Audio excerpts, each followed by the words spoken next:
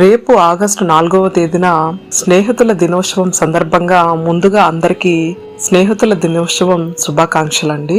అసలు స్నేహితుల దినోత్సవం ఎలా వచ్చింది, దాని వెనుకున్న కథ ఏంటి అనే విషయాల గురించి తెలుసుకుందాము. స్నేహం ఒక మధురం, స్నేహం ఒక వరం.